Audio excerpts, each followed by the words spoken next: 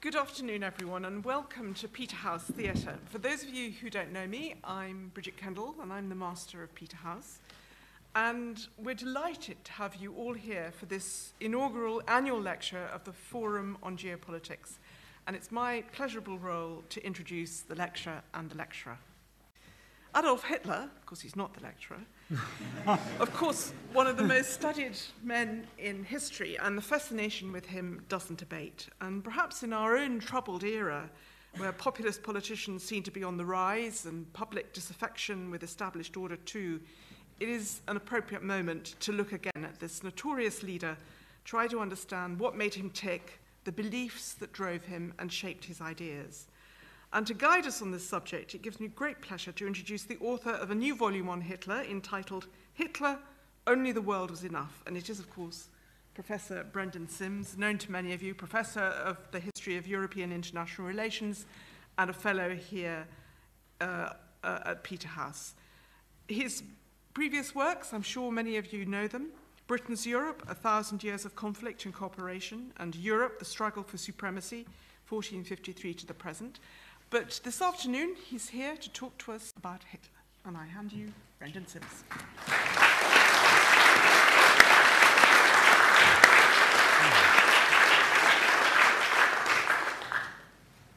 Can you all hear me? Thank you very much, Master, for those kind words of introduction. It's a great pleasure and honor for me to see so many of you here.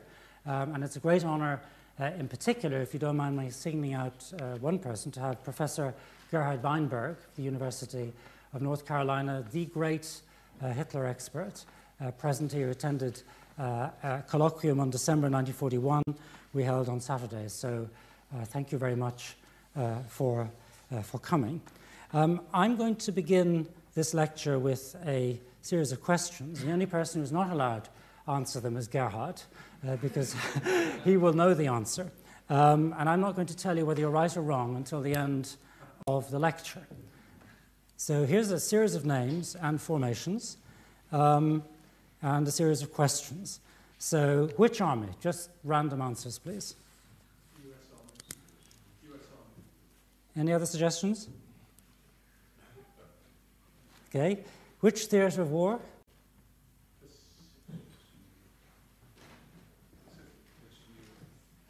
Western Europe, okay.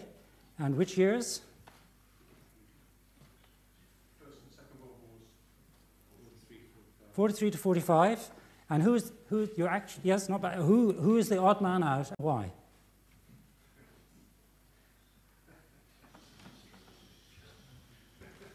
Well, you can ponder that.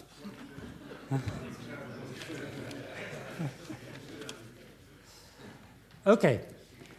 So why is Hitler, I'll come back to this at the end of the lecture, why is Hitler worth revisiting? There are many excellent biographies of Hitler, beginning with excellent within the context of their time. Alan Bullock, of course, in the 1950s. Joachim Fest, writing in the early 1970s, a very literary biography, looking at Hitler in the light of the success of the Bundesrepublik.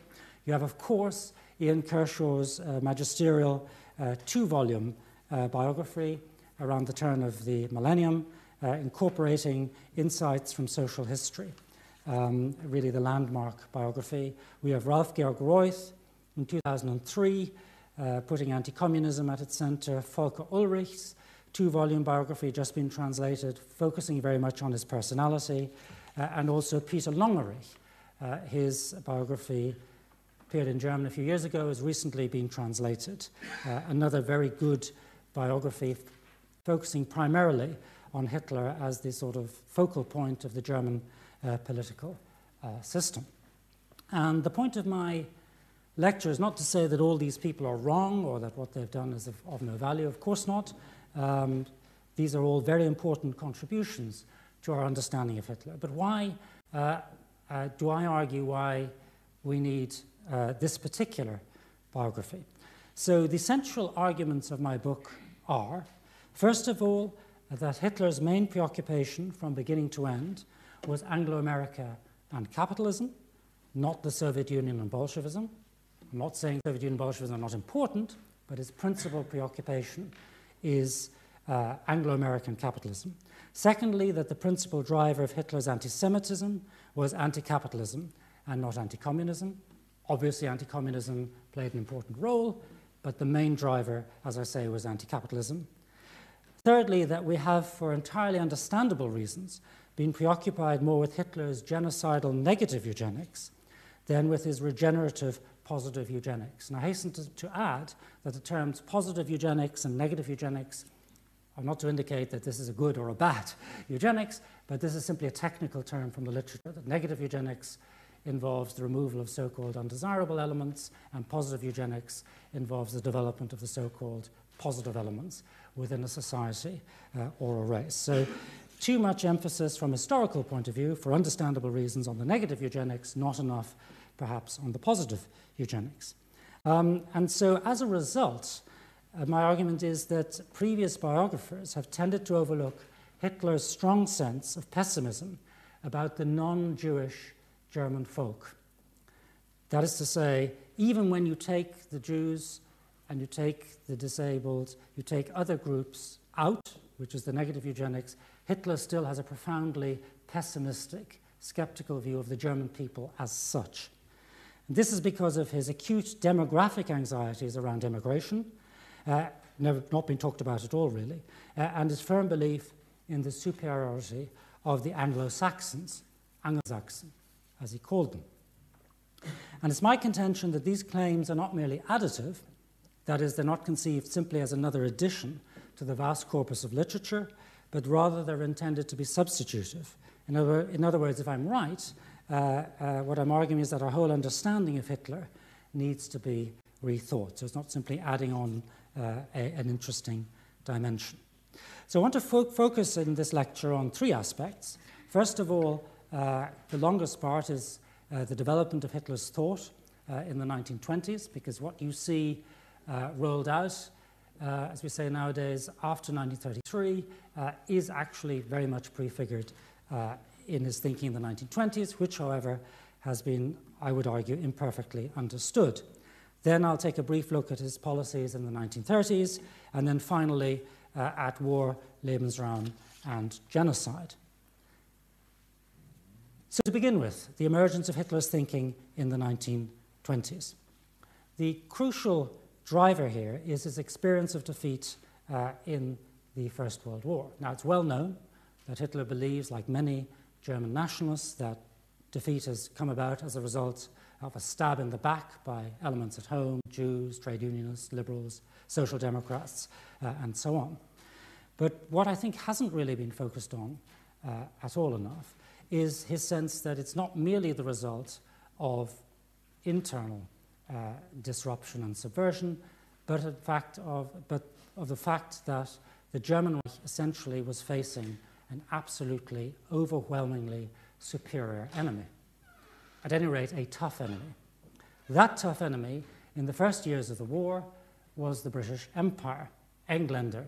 I'm an Irishman, so I deplore, of course, the use of language, but when Germans say Engländer, they mean the English, the Welsh, the Scots, the Northern Irish and the Irish, and indeed Canadians and Australians and so on as well. And he refers again and again, come back to this later, to the so-called toughness, die Zähigkeit of the Engländer. This is really the enemy to beat. And then, in the final months of the war, I'll come back to this again later, he confronts the first Americans, whom he regards also as kind of Uber-Engländer, Engländers beyond the sea, and also of other so-called positive elements. So he speaks, among his first statements on politics, he talks about toughness of the British and the so-called, quote, absolute enemies of which is Britain and America. And this has consequences for the development of his thought. I want to focus on three aspects here. One is a demographic argument around Anglo-American power and German racial weakness, as he understands it. Secondly, an economic discourse around capitalism, which powered his anti-Semitism. And thirdly, his resulting sense that Germany was being colonized. So let me begin with the demographic threat of the Anglo-Saxon powers. unlike Germany, Hitler's argument was, the United States and the British Empire had space. And this is important from the demographic point of view because the British Empire and later the United States absorbs the demographic surplus from the British Isles, number one, but also the demographic surplus from many other European countries, in particular Germany. And this is an issue because it converts these populations into either Brits or more likely Americans.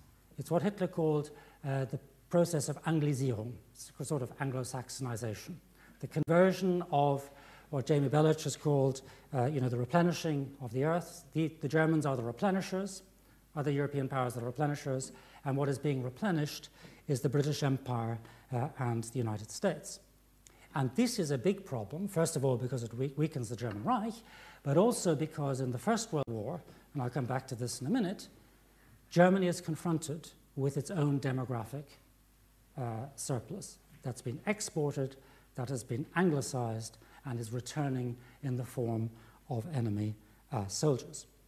And this is the reason why the very first reported political statement, and I say reported because, of course, we're constantly discovering new documents, but his very first reported political statement in 1919 was a lecture on the emigration question. We don't know what the text of that question is, that's been lost.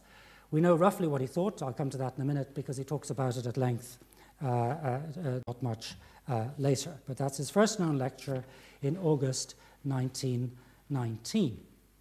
The content of that lecture, we can roughly assume, tracks what he says in the course of the 1920s. And the centerpiece here is the moment in the 1920s, he speaks repeatedly in the 1920s of the moment, and I quote, this is a direct quote, in the midsummer of 1918, when the first American soldiers appeared on the battlefields of France, well-grown men, men of our own blood, whom we had deported for centuries. I continue to quote, these lads, blonde and blue-eyed, who are they really? They are all German farmers' sons. Now they are our enemies. And he comes back to this on several occasions, so this is not simply a flash in the pan. He talks about this moment. In fact, he refers on one occasion to the exact date, which is the 17th of July, 1918, the height of the Second Battle of the Marne, big clash between the German Reich and the Allied forces, characterized by the arrival of the Americans in strength. And the problem for Hitler is also that, according to his view of emigration, the people who emigrate are generally those with the most initiative, the best elements in a society. So Hitler says that the Germans who had left, quote, were always, quote, the best, the most dynamic elements. And then he says, quote, that all added up and gave, quote, the new continent a particularly high-value character. We encountered it in 1918 on the Western Front. So the best Germans are being exported. Those who stay behind are by implication the dregs, and you are then facing these best elements in wartime. Now here you say, and this is what I said to myself when I came across these speeches, well, Hitler says many things, and a lot of what he says is untrue and needs to be discounted. So how do we know that he actually had this meeting with American soldiers in the summer of 1918? It's not mentioned in any of his biographies. It's not even in Tom Weber's otherwise excellent history of Hitler in the First World War. So I went to the Bavarian War Archive in Munich, and I found this document, which, for those of you who don't read German or indeed German Schrift, but you can see the word, the third word is Hitler. Gefreiter, so private first class, corporal, better private first class Hitler. He dropped off the American prisoners taken prisoner by the 16th Infantry Regiment, Reserve Regiment, which was his, and it gives the date, the 17th of July, 1918. It's the exact date that he mentions later in the 1920s. So this encounter happened, beyond question. Now, whether these men were German immigrants, that I cannot tell you. But that happened, and it's not something that we knew before. So the inference that Hitler draws from this is actually a sense of the weakness and inferiority of the German people. He draws a very clear distinction between what he calls the German people, das deutsche Volk, and the Nordic race, Nordische Rasse. German people are made up only of a minority of the Nordic race. The rest are bits of Slavs, Alpine, Dinaric, various other more or less made up categories. And the reason for this, he says, this is part of his view of German history, is that Germany has for hundreds of years, particularly since the Reformation, been fragmented by class, by confession, by religion, by region, by a host of other reasons. Germans famously, historically, fractious and divided. This has fragmented the race, has made the German Reich a less effective actor within Europe and in the world, resulting in less space to which you can export your demographic surplus, so you're people without space, Volk ohne Raum, to use a current phrase at the time, and then you're in a downward spiral, because if you lack space, you can't develop properly, you export your best elements, and everything goes south from there. This is, I would argue, the constitutive trauma for Adolf Hitler. The weakness of the German people, the superiority of the Anglo-Saxons within this system of demography and race. So that's strand number one. Now let's come to Hitler and anti-capitalism. What's crucial here about what I'm about to say is that, although some of the quotations are after he starts talking about the Soviet Union, is that his first remarks on Jews and indeed on capitalism predate any mention of the Soviet Union and indeed of the Bolshevik Revolution. What is driving his anti-Semitism, I'm saying, is the anti-capitalism. So let us begin with his second recorded statement in 1919, which was on capitalism. He was reported, quote, as having given, and here I quote the listener, the person who heard it, quote, a very good, clear, and spirited lecture on capitalism, during which he touched, indeed he had to touch, on the Jewish question. Which is an interesting way of putting it, because what this gentleman is saying is that you can't actually, and this is a common theme, you can't talk about capitalism without talking about Jews, or talking about Jews without talking about capitalism. And that is exactly the situation with Hitler, certainly in this earlier period. When he talks about capitalism, he talks about Jews, and when he talks about Jews, he usually will also talk about capitalism. So it's his first recorded reference to the Jews, and clearly in the context of capitalism, not the Bolshevik Revolution. Now, shortly after that, he makes a longer statement, which is a famous Gemlich letter, well known to historians and probably even a wider public. And here again, there is no mention of the Bolshevik Revolution or the Soviet Union, only of capitalism. So he's been given the task by his minders within the German Reichswehr of explaining why one should be anti-Semitic. And the reason he gives, he says, the Jews, quote, engage in the dance around the golden calf. They worship, quote, the power and the majesty of money. He says Britain and the United States, they had been jealous of pre-1914 Reich, of its economic strength. They had become the absolute enemies and had then ganged up on her. Why had they done that? Because they wanted to preserve, quote, this is according to Hitler, their world monopoly. That was the reason Hitler claimed, quote, to make war on us. And now America, as a money country, it had to intervene in the war in order not to lose the money they had lent. So the connection between global capitalism, between anti-Semitism, the British, and the Americans is very closely made in his mind. Here's another statement, quote, we struggle against the Jew because he prevents the struggle against capitalism. Now, Hitler was opposed not just to Jewish, but to all forms of international capitalism. I quote again, we fight against all large capital, whether German or Jewish. And he described National Socialism, quote, as a new force whose goal can always only be anti-capitalism. He was prepared to make allowances for what he called national capitalism, which was mainly large manufacturers bounded within the national system, people like Krupps, for example. But generally speaking, he was hostile in general towards capitalism, and viscerally opposed to what he called international capitalism, or to use a phrase that becomes more and more common in the 1930s in his rhetoric, plutocracy. And this sits side by side with a rhetoric in the 1920s of seeing Germany as a colony, because international capitalism has reduced Germany to that status. Quote, Germany is, quote, a colony of international financial Jewry. This is from January 1923. Why? Because through the reparations regime, the payments of compensation for the damage in the First World War is a way of exploiting Germany and boxing her in economically. He said the Jews, quote, want to create a Jewish world state, and this requires, quote, a great herd of denationalized colonial territories to exploit. That's a quotation from Mein Kampf. In August 1920, he says Germany is a colony of the Entente. We're heading towards, quote, the complete colonization of Germany.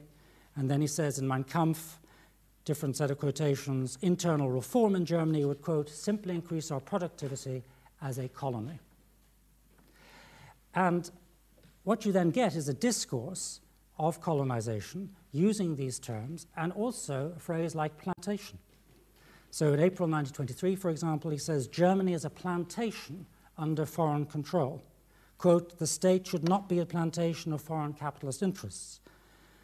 Most explicitly of all, saving your ears, he says, and this phrase is often used, France rates Germany lower than a nigger state. This is January 1923, because in his view, the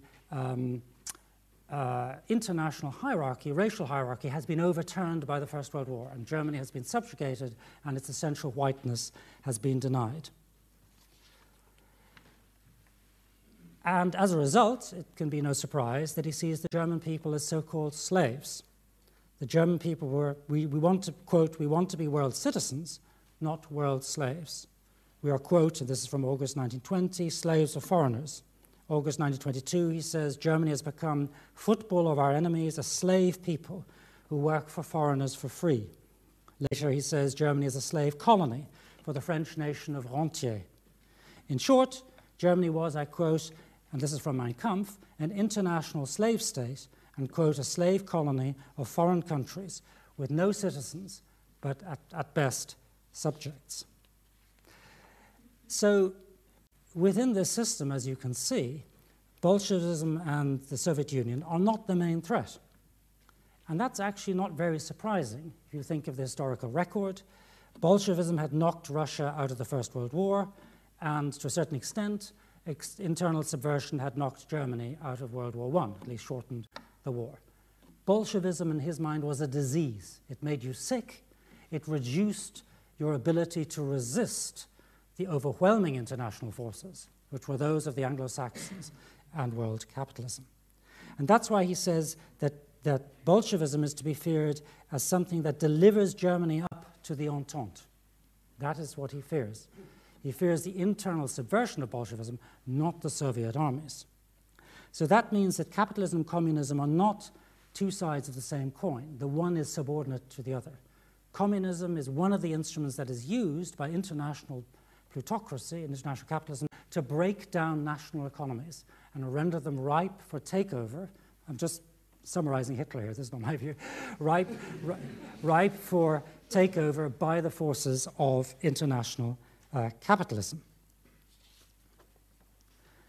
I quote here, the threatened Bolshevik flood is not so much to be feared as a result of Bolshevik victories on the battlefields, as rather as a result of a planned subversion of our own people, which would deliver them into the hands of, quote, international high finance. So, all of this, in Hitler's view, was the disease. What was the cure? Well, the cure, as many of you will know, is, on the one hand, Lebensraum, the need for living space, because, of course, only if you have living space can you absorb this demographic surplus. Will you have a chance of surviving in this predatory international world, because it will make emigration unnecessary. And living space, of course, is the theme of one of the themes of Mein Kampf, but he doesn't talk about emigration. He does that particularly in the second book and in other speeches in the 1920s. So that's well known, although the fact that it's linked to emigration is really never considered, almost never considered.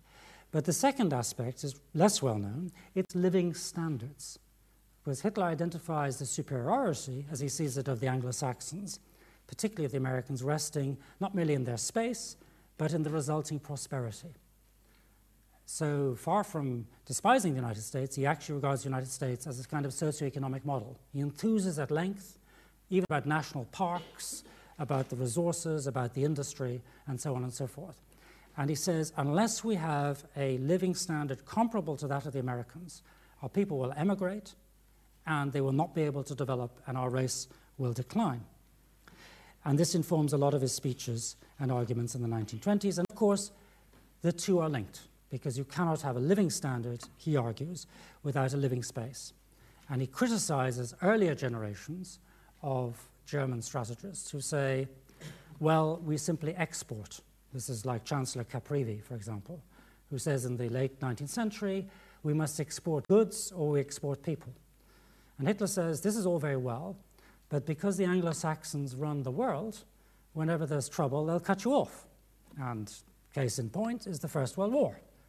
Reich is unplugged from the system of international capitalism, and we starve, and we're defeated, and we are enslaved.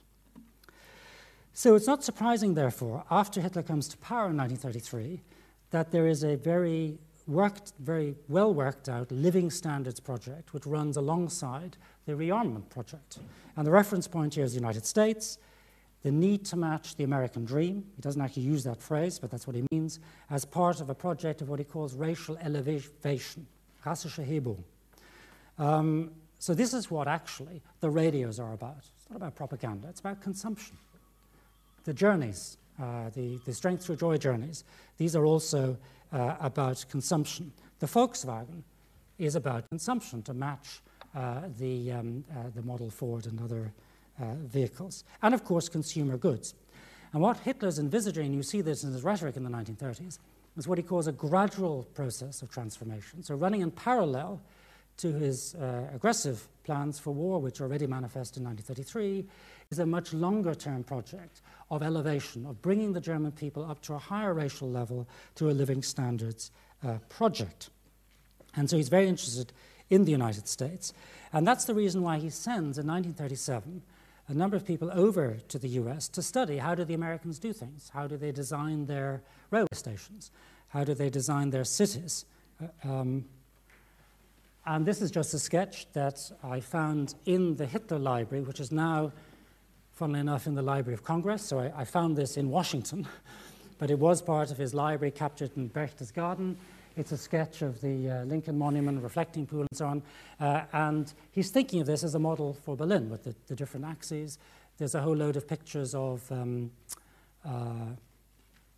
railway stations and all that kind of thing. So he's very, very interested in what the Americans are doing. There's very little said in the 1930s about the Soviet Union, except that it's a sort of a threat as communism and so on. And that's because nobody needs to be persuaded in Germany that the Soviet Union is a bad thing. You go to the Soviet Union, you die, you starve. Whereas the United States, of course, is a major reference point because millions of Germans have emigrated, and some of them have come back, and there's a regular interchange. So, and that's, of course, the reason why he chooses to attack, ultimately, the Soviet Union, not because it was strong, but because it was weak. These poor people had been struck down by communism, and just as the Anglo-Americans, the work capitalists, colonized us when we had been subverted by Bolshevism, we will do the same to the Russians. Now, this plan of gradual transformation, as I said, coexisted with plans for a more immediate war. And by 1937, Hitler has come to believe two things. First of all, and it may be earlier even, but at the latest by 1937, that Britain is hostile to his European plans. And secondly, even more importantly, I mean, that's bad enough, considering his worldview, that the United States of President Roosevelt is hostile to his plans. And the reason why he says that is because in October 1937, Roosevelt gives a famous speech, which is a so-called quarantine speech, attacking the dictatorships for their aggression, and Hitler feels that he has now been singled out and has been framed as an enemy against which now at first the rhetorical but ultimately the industrial resources of the United States will be directed. And he attributes this at least partly to Jewish manipulation and also partly to Anglo-American arrogance. He sees a kind of synthesis between the Anglo-Saxons and the Jews. At the same time, by 1937, the failure of the Living Standard project has become clear. So Germans have more radios and more cars in 1937 than they had in 1933, but still many fewer proportionally than is the case for the British and the Americans. So this means that the gradual transformation through living standards is no longer possible. You have the manifest hostility of the outside world, and so war is looming even sooner perhaps than Hitler had intended. And this has two profound consequences. First of all, he has to step up a gear in foreign policy, he thinks, to seek living space in the East, and that's really what leads him into war with Poland and subsequently, of course, attacking the Soviet Union. And then secondly, even more dramatically, the self-imposed lack of time means the end of evolutionary racial transformation, and much greater evidence is placed on negative eugenics, which is quicker and easier. An example of this is not only obviously the radicalization of policy against the Jews, but also, for example, whereas in 1933-34, he had been content not to license any new Jewish lawyers because he felt over time they will simply then die out, then by the late 1930s, you're talking about a much more radical policy. And of course, the foreign and racial policy interacts because in Hitler's mind, and I stress again in Hitler's mind, he sees resistance to his demands as evidence of Jewish-induced false consciousness on the part of the Western powers. So that brings me to my third and final set of comments, which is war and genocide. The war that breaks out in 1939 is very quickly cast by Hitler, and you can see why against the background of what I've just described, as an international class conflict. It is in his mind a distributional conflict. You have the haves, which is Anglo-American world capitalism, and the have-nots. That, of course, is a rhetoric which is found in international relations literature, in E.H. Carr in the 1930s. He didn't say he got it from E.H. Carr. It's also among, in the rhetoric of Western politicians. But it's something he says again and again. Germany, Italy, and later Japan, we are the have-nots, and the British and the Americans, and to a lesser extent the French, they are the haves, and I am rebalancing this global injustice, this inequality. He says this on many, many occasions. I'll just read out here his New Year's speech of 1941, because it's particularly remarkable as a piece of rhetoric. He says, quote, "While the rest of the world is trying to take from the have-nots the little that they possess, we now confront the world of owners, der Besitzenden, with the determination to fight for the general rights of man, allgemeinen Menschenrechte, and to secure their rights to the resources of the world. Quote, this struggle is not an attack on the rights of other peoples, but only against the arrogance and greed of a small capitalist ruling class," and so on.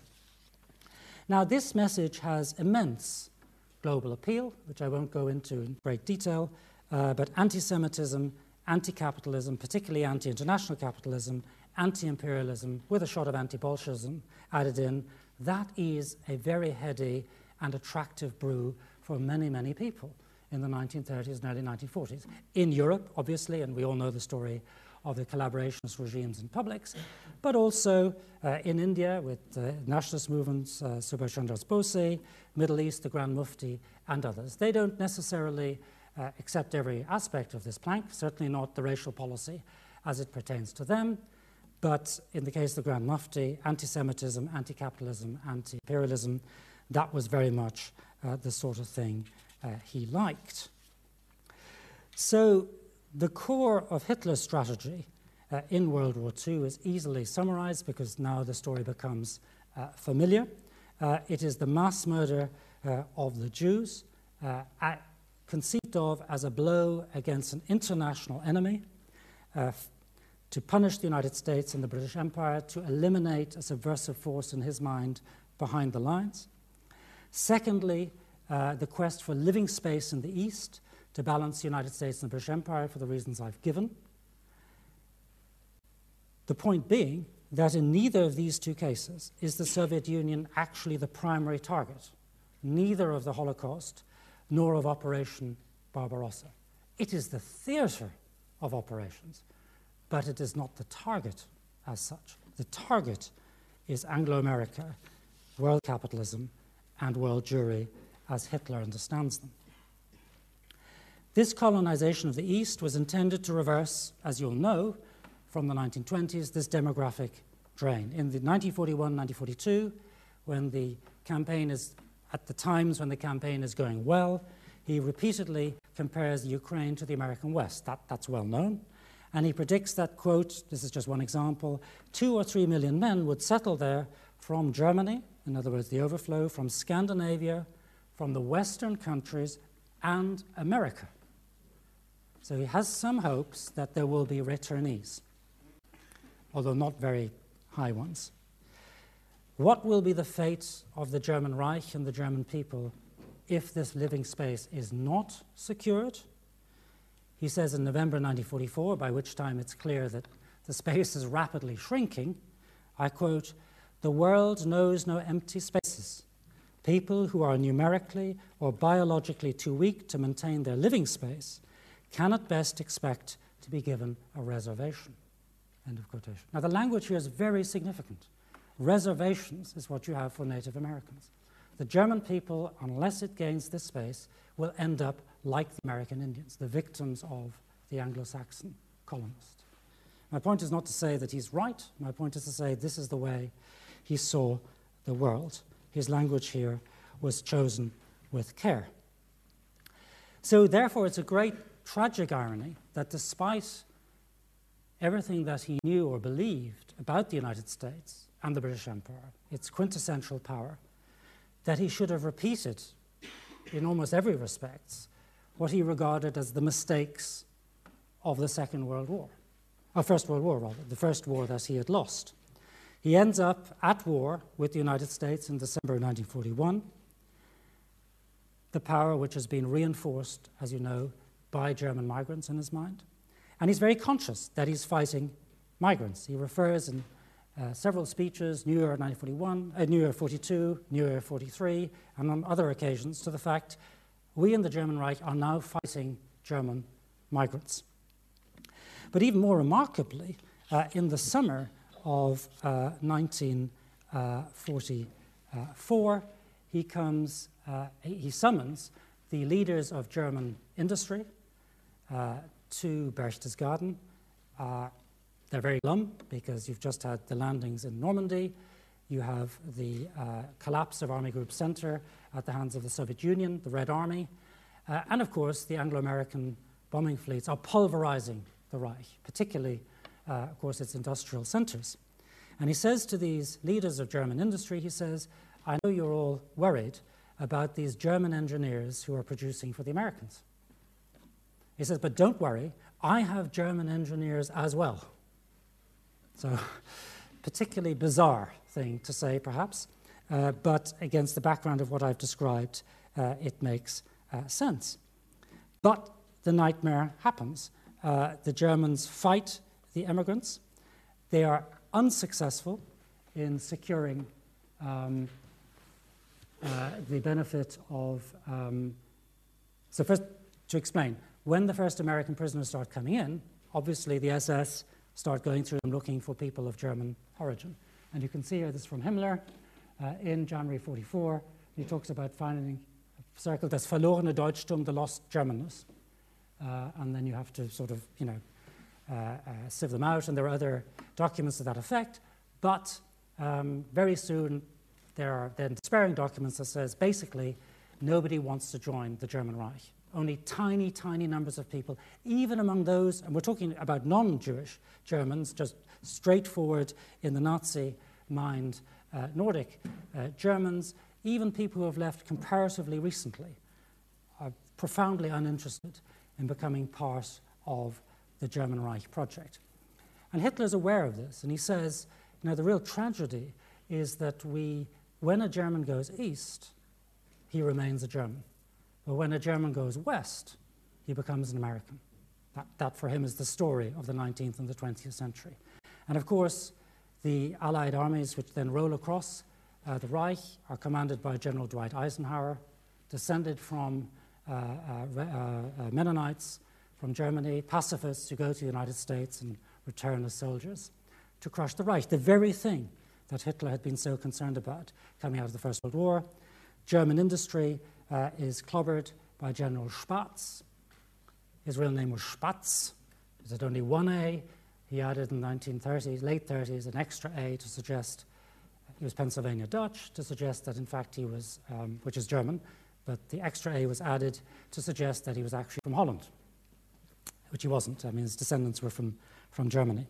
And therefore, we come to the answers to my questions, which in fact were correctly answered. Somebody has read the book or is very well informed. There's only one question that wasn't answered, is who was the exception? Anybody know? You can read it now. Who's the exception? Nope.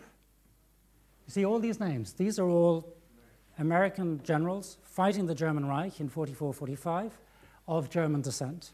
The exception, of course, is General Hofmeister, who's Canadian. That's the exception. So, to return and to conclude with anti-capitalism. As we've just seen, the demographic theme is consistent from beginning to end in his thinking, and it is pertinent. It's not simply a wrinkle. It matters to him. It matters to the outcome. And the second consistency is on his anti-Semitic anti-capitalism. From 1919 to 1945, I said in 1919, it begins with anti-Semitic, anti-capitalist rhetoric. In April 1945, when Hitler is surrounded in the bunker in Berlin by Russians, he draws up his last will and testament. In this, he makes no direct reference to either communism or the Soviet Union, but he inveighs instead against the real villains. Quote, international Jewry, the ruling political clique in England, the international conspiracy of money and finance. As at the beginning, so at the end. Thank you for your attention.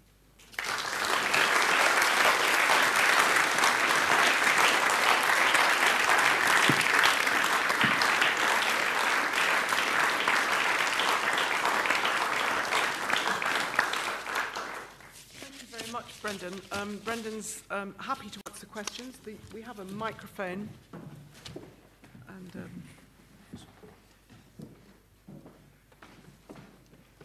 you want to take them? Or? You take them. I'll take them. Brendan, thanks very much. Fantastic lecture. Thank you. Can I ask how much of that was shared by the rest of the Nazi hierarchy? Did it come from Hitler, or did it sort of have a broader constituency? So it's a very good question.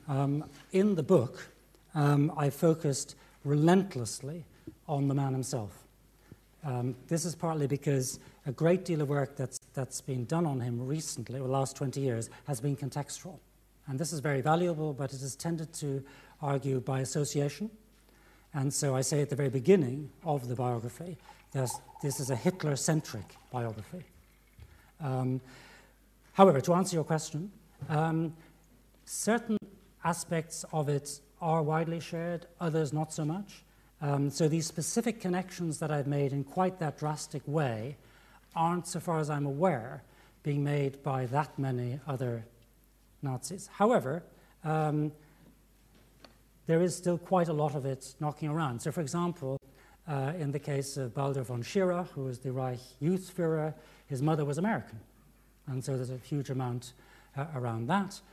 When we come to, and discussion of it, the man who was his envoy in America in the 1920s, Kurt Lüdecke, wrote a memoir, and a lot of it is to do with German immigrants and the battle for German immigrants and how these German immigrants had German immigrants had destroyed the Reich in the First World War. His America advisor in the 1930s, I mean, the man to whom he listened was a chap called Colin Ross, who, despite his name, was actually German, or Austrian, I think, technically. And Ross had written a book called Unser Amerika, and he described how at the end of the First World War, with the advancing American soldiers, you could hear them speaking German, cries of Germans on the other side, and so on. So these ideas are out there, and the fact that there are these connections with the United States far exceeding those with the Soviet Union, that's absolutely standard. So it's not, for example, just a small illustration, when crews are shot, well, there are major raids on Berlin in March 1944. I took a snapshot of a day, looked at the names of US pilots, of bombers shot down. Large number of them had German names. Then when they were picked up on the ground, civilians, apart from expressing their displeasure, would say, what part of US are you from? I have a relative in so-and-so. So it's this incredible sense of entanglement, I think. That's widely shared. But the ideological connections that are made here, I think they're more particular to Hitler. Could you, when you ask a question, just say who you are, give your name and your affiliation if you have one? That would just be helpful for me. I know this is Chris Parry, Admiral. Yeah.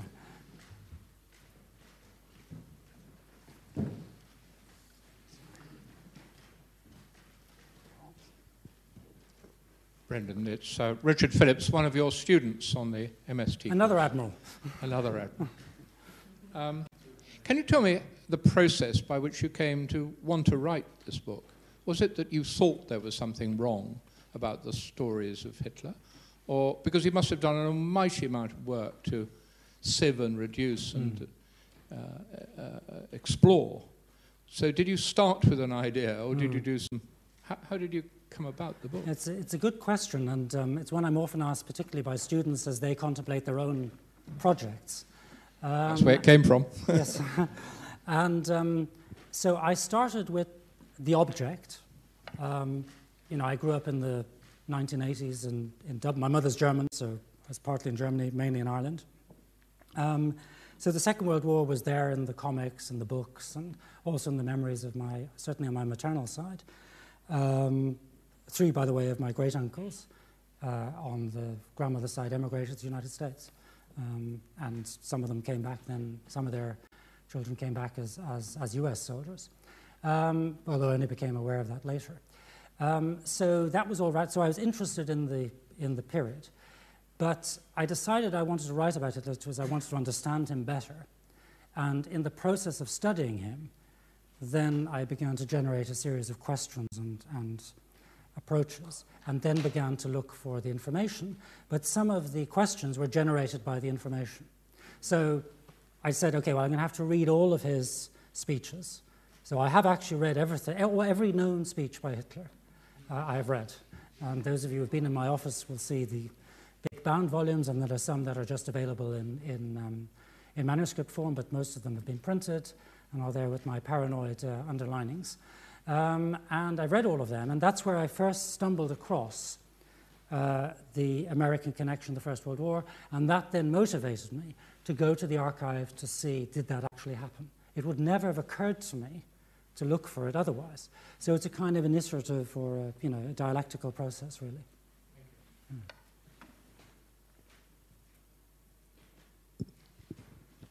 Brendan, Tony Brenton, a former British diplomat, thank you very much for a fascinating talk. Obviously, what you're putting forward is a tectonic change in the world's view of what motivated Hitler. So the obvious question is, why did all these people who worked so hard on him in the past miss it? Well, I think that part of it is perspectival. As I said at the beginning, many people have looked at Hitler, but people come at the topic, just as I do, from the context of their own time and what interests them. So in the case of Alan Bullock, it was the context of Cold War, totalitarianism, and so on. So that's a leading interest. Joachim Fest, as I said, it's understanding how could the Germans, you know. That's an interesting question, and he answered it to a certain considerable extent.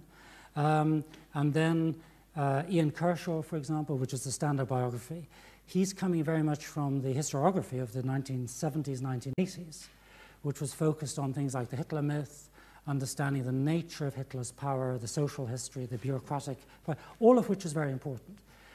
But Ian was not so much focused on the worldview, which had been done earlier, or on the grand strategy, or on this American dimension, I think because people have in their mind this idea that it's mainly driven by the Soviet Union and Bolshevism.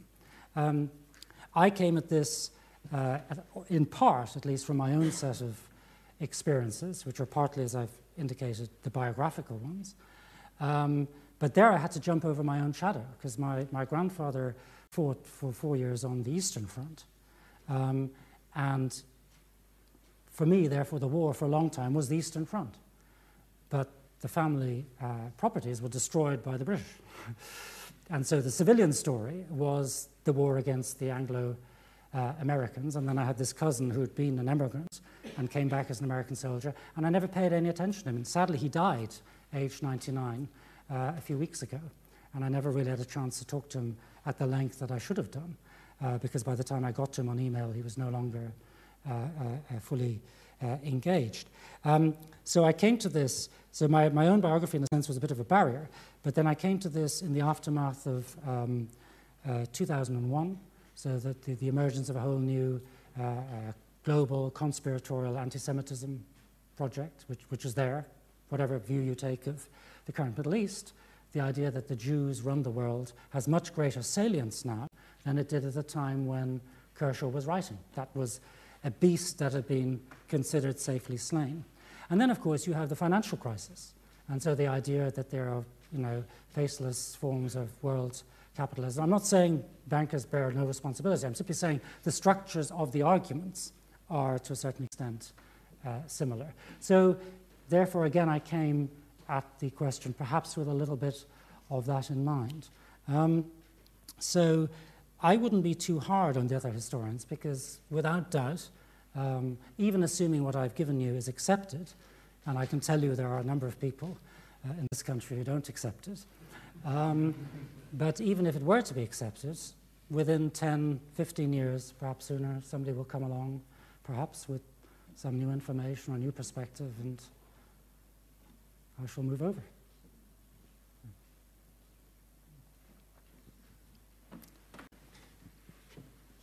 I'm Stephen Lewis. I'm just on an annual visit to the college.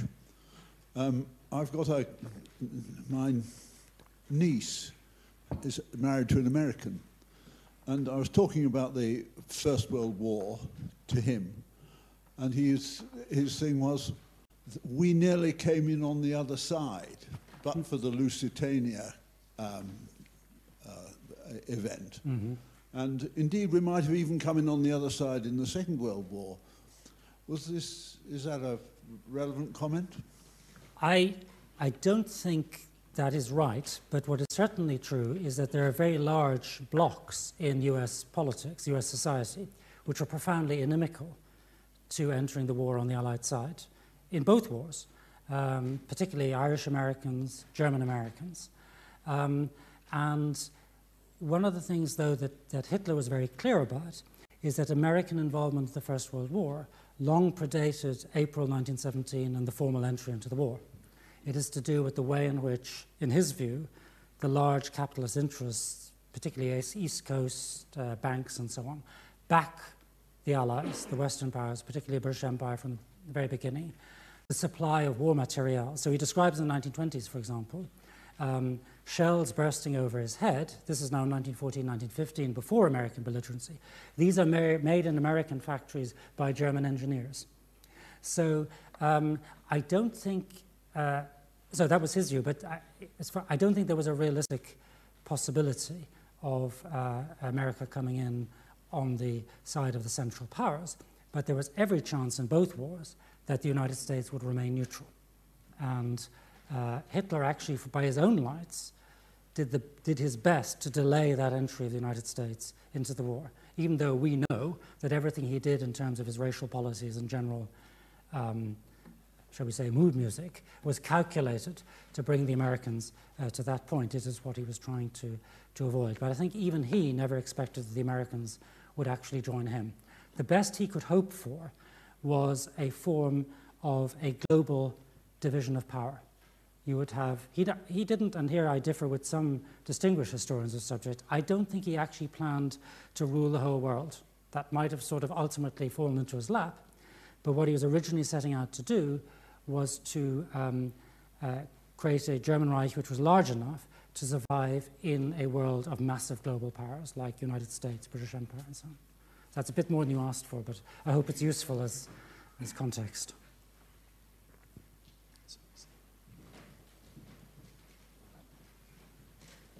Hans Kundinani. So I have a question about Hitler's anti-Semitism and where it fits into this story. You said towards the beginning that his anti-Semitism was driven by his anti-capitalism rather than his anti-Bolshevism. But what makes you think that it's that way round? Why couldn't it be that his anti-capitalism was driven by his anti-Semitism? Well, first of all, I think there's a relationship. I think they're kind of dialectical, so I think you're right to pick up on that. He does on a number of occasions say where the Jews are blocking the battle against capitalism. They are the defenders of capitalism. And he does also say that he's against capitalism, even if it's not international capitalism, big capitalism, even if it's not Jewish. So the antagonism is not, it's not simply a synthesis. There are two different categories here, but by and large, they are to be found together as birds of a feather. So I think it is the anti-capitalism, therefore, that drives the anti-Semitism rather than the other way around, but the two are also interconnected. Definitely more so than anti-Bolshevism. That's the really critical point. Yeah. Magnus Ryan, Peterhouse, Brendan.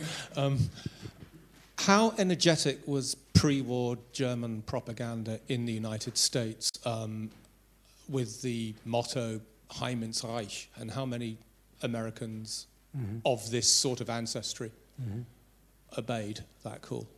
Okay, so that's a really interesting question. Hitler really pursues a kind of a two-pronged strategy.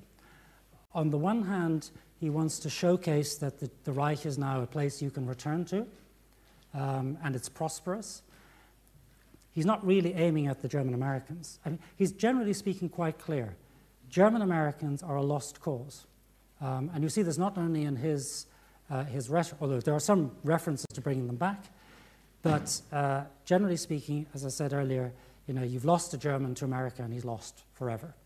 And there are actually studies made by the Settlement Office, which are quite detailed on German-American colonies, you know, areas of settlement in North America. So they say, for example, you've got so many Germans in Texas, but they're particularly grand, and they're never going to come back. But then you've got some Germans, they're a bit desperate, over in, I don't know, some industrial cities. They're recently arrived. We might be able to get them back. So in concrete terms, Hitler showcases German Reich as a prosperous place to which you can return in principle, but the real targets, as I say, are the Germans who might leave rather than Germans returning. And the way he does it is that he brings back, in early 1933, two high-profile, well, they're not high-profile people, but he makes a fuss of them, two former regimental comrades who have gone, one to Pennsylvania and the other to Texas, and he brings them back. And there's a big sort of photo op and says, they're now coming back. But at the same time, he doesn't want to overdo this because he's afraid of annoying the American government. The American government is happy enough for people with Reich passports to return, but anything that would smack of trying to bring back German Americans of, you know, a second generation, that would be very annoying for them. And the Auswärtiges Amt keeps on saying, for heaven's sake, whatever you do, don't go into that territory. Now, where this becomes particularly relevant is in the late 1930s. And this is something, again, which hasn't been discussed by any previous biographer, to the best of my knowledge, that there's a confluence between the negative and the positive eugenics. Because there are some German Americans both German with Reich passports and a small number of German Americans of second generation who want to leave the United States and come to the Reich, partly for ideological reasons, but mostly for economic reasons. Remember, the New Deal isn't giving everybody employment necessarily. I mean, the United States is still pretty badly off in many respects. Some of them are also suffering negative fallout from the German Reich, because the German Reich is very, very unpopular for obvious reasons in the United States. So there's a huge file in the German Foreign Office archive of German Americans who are writing to the Foreign Office saying, I'm suffering, I'm a German American, I want to come back. The problem is I can't pay my passage, and my business, my bakery, my beer garden, or whatever, is basically valueless now. I'll only get a ridiculous price for it. At the same time, you have many Jews who, for very obvious reasons, want to leave Germany or are being driven out by the Nazis, but Hitler and the SS authorities are content to let them leave only if they have been deprived of as much of their resources as possible. And people, other countries don't want to have, generally speaking, Jews without any money. So the logical, and I stress please in inverted commas, the logical answer to this you can already detect, is a swap. And that's exactly what's being suggested by these letter writers and is picked up by Goering at Hitler's suggestion, calls Weizsäcker in the Auswärtiges Amt, this is 1938, and says, could we not do an exchange of property and of people?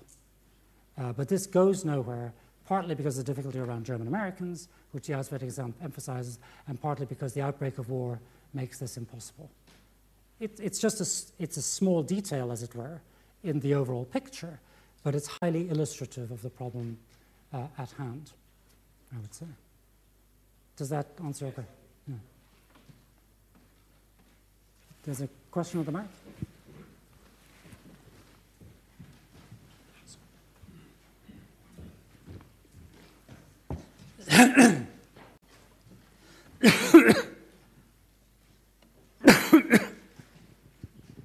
Thank you very much for the very interesting talk.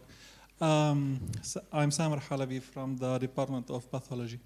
I'm just wondering, if you want to compare the rise of extreme movements in our current era, like ISIS, for example, can you see the same things happening? And if you want to compare and contrast, talking about the space and talking about also the loss of immigrants. As you know, at a certain point, most of the suicide bombers were from the Islamist state, were coming from the West, who were immigrants. Yeah. But they were crossing the other way. Yeah, thank you. Yeah, so I mean, I've generally tried to steer clear of direct comparisons between the Third Reich and the present day, because that usually leads you into uncomfortable terrain. And I think the story from the ISIS story as a story around demography, I can completely see, because of course the whole reason for the establishment of ISIS is to be a territory. It's a state. It's no longer a network like Al-Qaeda or whatever. And its primary, well, one of its main purposes is to attract then the demographic sector, which will then come to that place in Syria and Iraq, absolutely. And the collapse of it has created huge demographic issues. What do we do with people who are essentially British, who've ended up there, maybe they're British children, no involvement? It raises a whole load of really interesting and tragic and problematic questions around migration, definitely. But I would be leery of comparing it to the Third Reich.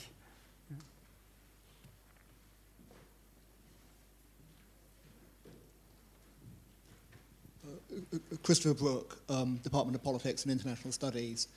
I just want to sort of push back a bit against some of the big claims being made, or maybe ask you how strong you do want your claims to be. Mm-hmm.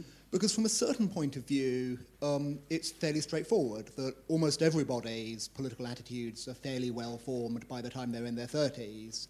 And the Soviet Union doesn't exist until Hitler's in the second half of his 30s. And so it's common sense that his oldest and his longest, his deepest political attitudes wouldn't have anything to do specifically with the Soviet Union.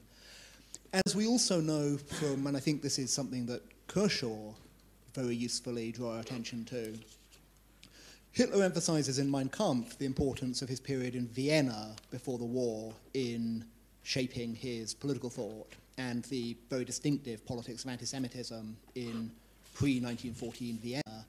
And one of the things I think Kershaw showed, other people may have done it too, but that's where I came across the argument, is there's very little evidence for this if you go to pre-war Vienna.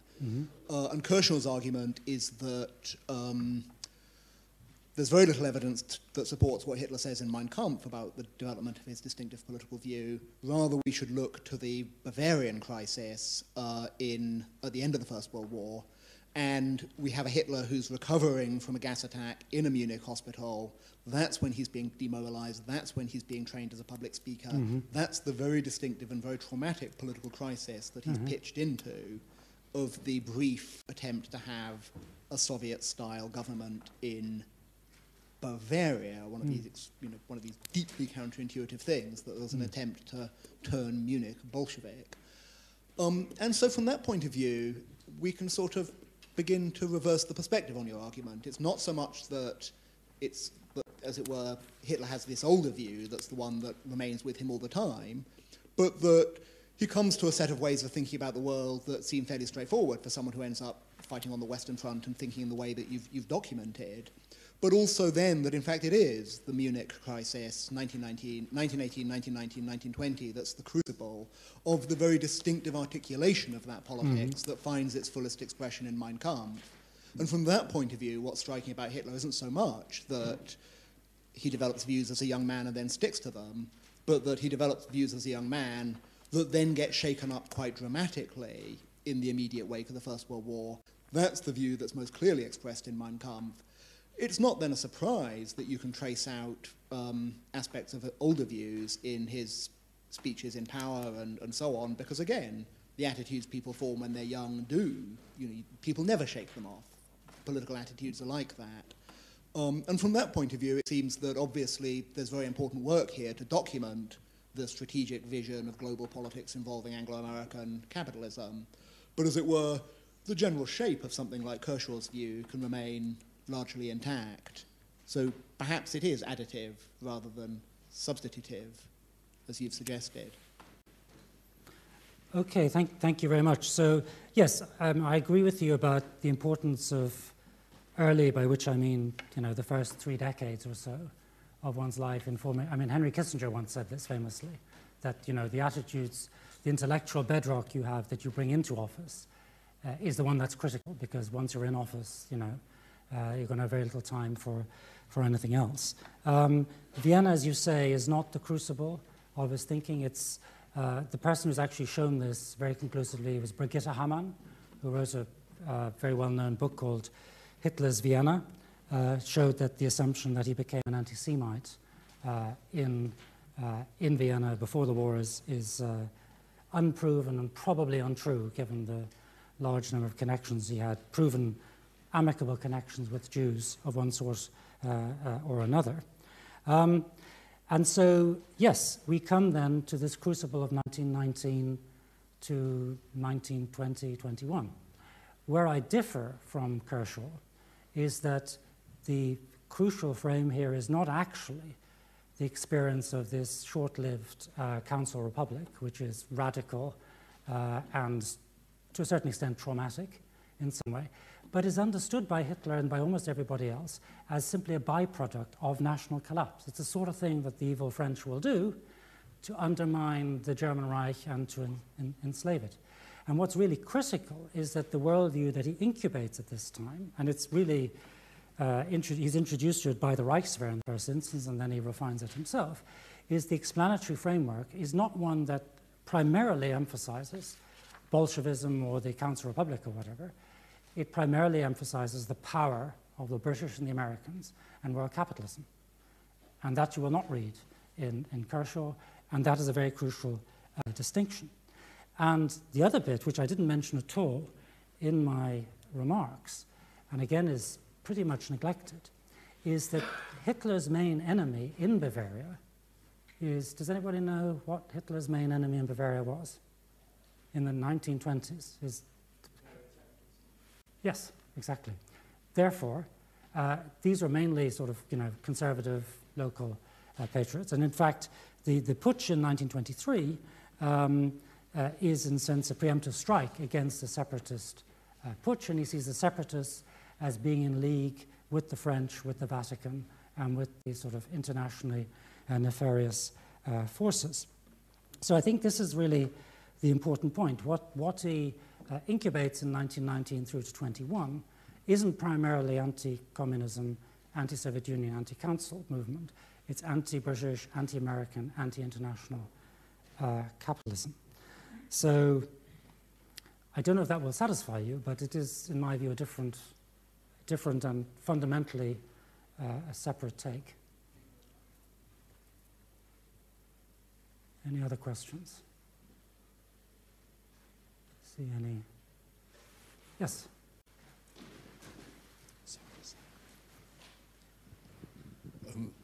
Alex Reed. I was particularly struck by your long list there of American generals of German extraction. Could one present an equally long list of American generals of that period of Italian or Irish or Scottish or French extraction? And if not, was there something particular about those of German background that led them to join the army and indeed rise to the top of it? So, yes, a good question. The important point here, I mean, these were simply illustrative names. The important point here is that in terms of figures, Germans make up the largest national group in the United States, even in the year 2000. So I've got a big chart in my room that shows, so the Irish are up in Massachusetts, as you might expect, Spanish down, south, blacks in various places, Anglo-Saxons in sort of Vermont and so on. Germans pretty much everywhere.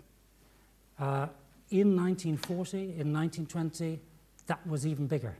So Germans were the single largest national group, but they were also the one which had most assimilated, probably, I mean, at least of the larger ones, and of course after 1917 had to assimilate. So that's really the critical point. These names are just illustrative.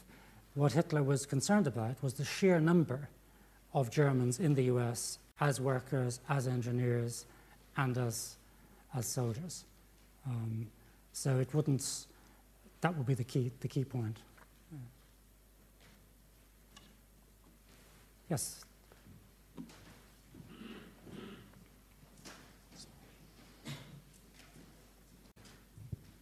Thank you. You've mentioned them a few times, so I'm moved to ask, do the French matter? Yeah, so I would say not as much as you might think. There are certain peaks. So the French matter quite a bit in 1923 during the Ruhr crisis. They matter a certain amount in the late 1930s. Generally speaking, hardly at all, which I think is, I mean, obviously militarily in the late 30s, they are an important consideration, and they're an important consideration at the start of the Second World War. But you're asking me within his general imaginary, much less than you might expect. I think that's largely because in the First World War, he spends, with a brief exception, almost the entire time fighting either British troops or British Empire troops. And then in the 1920s, he's so fixated on the power of Anglo-America and world capitalism and so on. He is concerned, later on in the Second World War, he is concerned to make sure that Vichy France doesn't jump ship and join de Gaulle. So for instance, in the case of Franco, when Franco presents him this enormous great big bill of things he'd like to have to join the war, Hitler backs off and says, whoa, if we do this, then the Vichy French colony, basically Franco wanted French territories. So it does play a certain role. but by comparison with the British Empire and with the United States, it hardly figures in his imaginary. So we'll take 2 more questions maybe, and then, yeah. Suzanne Rain, I'm working with you, Brendan, at the forum. Just while you were talking there, it made me think about the mass emigration to America, which happened, I think, if I'm right, particularly sort of 1870 to 1890. And then I was starting to think, well, is this whole thing a curious paradoxical consequence of the unification of Germany? I mean, I wondered whether you could say something about the sort of deeper causes of the emigration and you know what it was essentially that led to so many people choosing to leave immediately after Germany became a country. Yeah, I think actually most of them left before. It begins to tail off after unification because of the improving economic situation. So the link there is very clear. Actually, one of the people who does leave after 1870 is the president's grandfather, Frederick Trumpf, whose entry in Ellis Island we read last summer. So he went basically to escape the draft, essentially. The German draft. So yeah, I think most of them leave in a period about 1820 to about 1870. But there is still a fairly steady stream of immigrants even after. You're absolutely right. I mean, hundreds and hundreds of thousands. And many of them exit through a particular complex of buildings in Hamburg, which actually the Nazis closed down. It's one of the first things they do in 1933, 34, so that, you know, because people are no longer meant to be emigrating, at least not, inverted commas, proper Germans.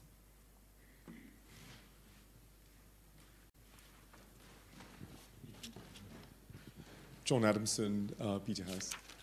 Brendan, I wanted to ask a question about how Hitler's set of attitudes towards Anglo-America that you so lucidly expounded play into the type of people he wants to run the German economy during this period.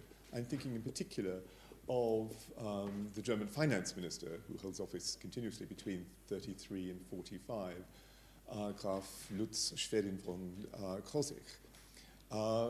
Is it coincidental or another manifestation of the Sims thesis that the German economy is in the hands of an English-educated Oxford Rhodes scholar? Interesting question, and I hadn't thought of it that way, and I'll have to ponder that. Certainly, his view of what the German economy should be is deeply shaped by that American model. And actually, this is not really my research, which is vital here, but that of Adam Tooze. Of course, has written this great book, The Wages of Destruction, whose focus is pretty much post-1933, in particular on the German war economy. But he shows very, very clearly that at the beginning it's the British Empire, but then certainly the United States is the main. Outproducing the United States is the critical thing, not outproducing the Soviet Union. Nobody is under much doubt that it is basically impossible to outproduce the United States.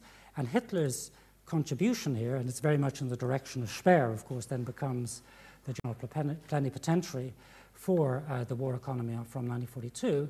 Hitler's key input is, he says, the problem with Germany is we don't have mass production. There's basically no Ford-style mass production in Germany before the end of the war. What we have is high-value artisanal production. And this is why, you know, I had a misspent youth as a war gamer. Germans were always brilliant because you had lots of fiddly little tanks with different variants and so on, wonderfully engineered, and I could only build them very unsatisfactorily.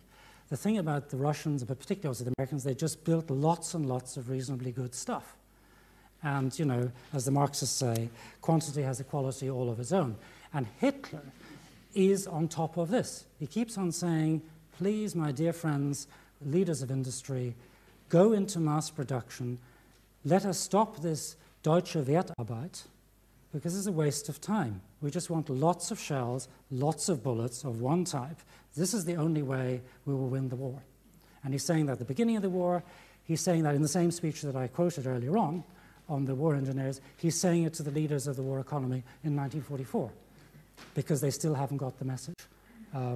So trying to get the German economy into a place where it competes with the Americans according to American principles is very much what he is about, but he fails, as is well known.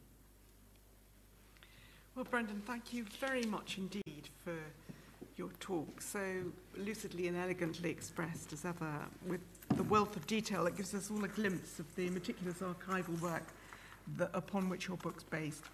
Anyone who knows Brendan Sims knows he can be relied upon for a fresh and original take on any issue that will raise a few eyebrows in some quarters and lead to lots of discussion, and I'm sure the discussion will continue on this. And of course you haven't disappointed. It's been a very stimulating hour and a half. Thank you very much indeed.